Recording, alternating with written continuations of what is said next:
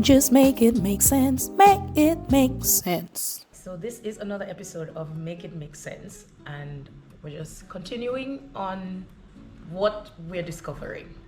Episode 1, we have accepted that a human being is too complex to have just come out of nothing.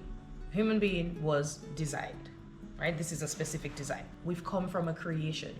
Now, there are different studies of understanding what being outside of us made us. My goal is to study these creation theories to see the ones that line up with how the human body actually functions and how the application of these theories proves that this is the being that has the rightful claim to creating humanity.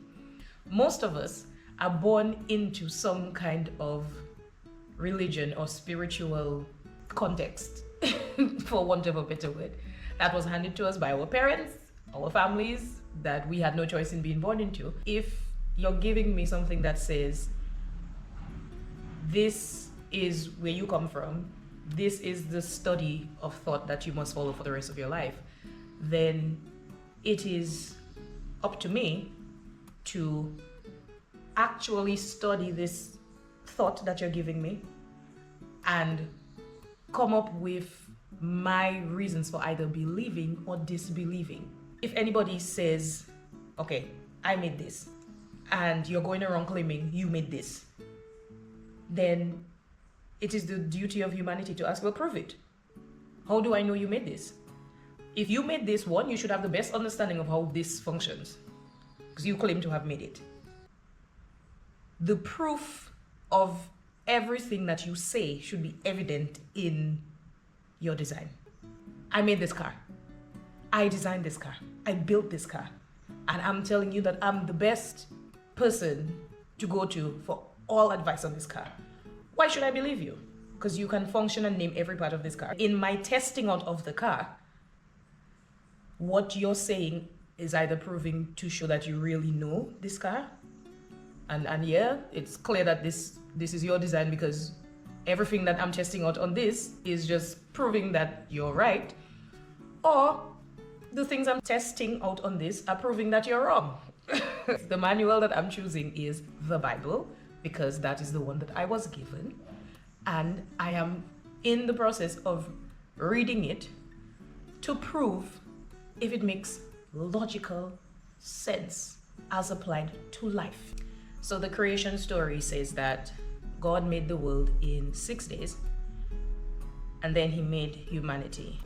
He made the environment for humans to exist, and then he made a human being. Right there, something jumps out at me that I have observed through life that seems to line up with the logic of what he did. You know how we always say people are a product of the environment? And that if you want something specific in life, one of the first steps you have to make is to let your environment line up with what you say you want to accomplish. It makes sense, right?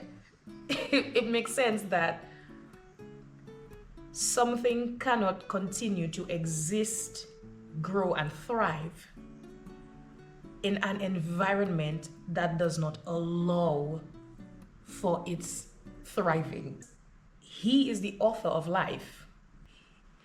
He knows the thing that he wants to design ultimately so well that he knows all of the things that that design needs to exist. So he's going to make these things first and then put the design into it, because that's the way it works best. Doesn't it line up with what you know? Everything about nature supports human life. And if anything about nature was off kilter by even just one little difference, it would stop supporting human life. If the sun was just a little closer, we would burn. If it was just a little further, we would freeze. The exact elements that create air, if they were not the exact elements that came together to create the air that we breathe, we could not exist because our body can only breathe in oxygen for optimum use and performance. If the particles that were put together to make water were not the exact particles, then it wouldn't be water. It would be something else, but it wouldn't be water. But the human body was designed to function on water. Before he put the human in the environment, he created the things to sustain that human being, because this is his design. So one of the lessons that jumps out at me when he said, let us make man in our own image. First off, an image is not an actual thing, it's a reflection. In the mirror is an exact copy of my reflection, but it is not an exact copy of my mind. You cannot see my mind in my image. You cannot see my intentions in my image. You can see my actions in my image. But there are certain things that are the same, and then there are certain things that are lost in the reflection because it's not the actual existence of the thing. It is a reflection of the existence. So when God said, let us make man in our own image, what I am understanding from that is there are ways that he made us like him, and then there are ways that he made us not like him. I love these little moments where it just makes sense.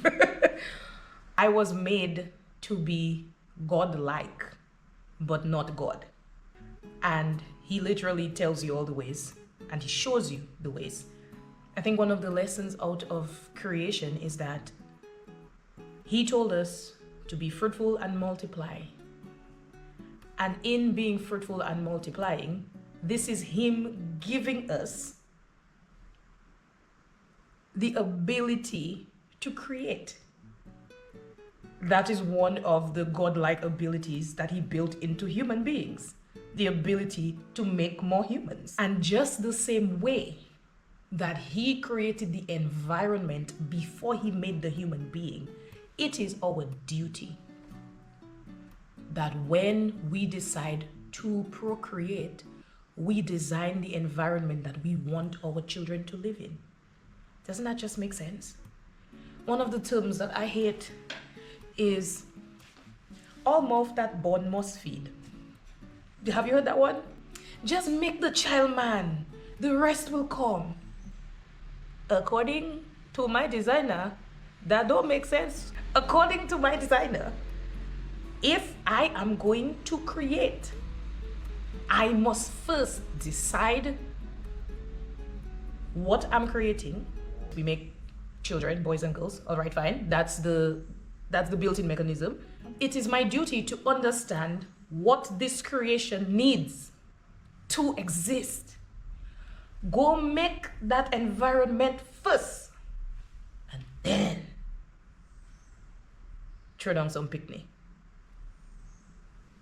And that little lesson right there, just kind of, this is the, oh gosh, it makes sense.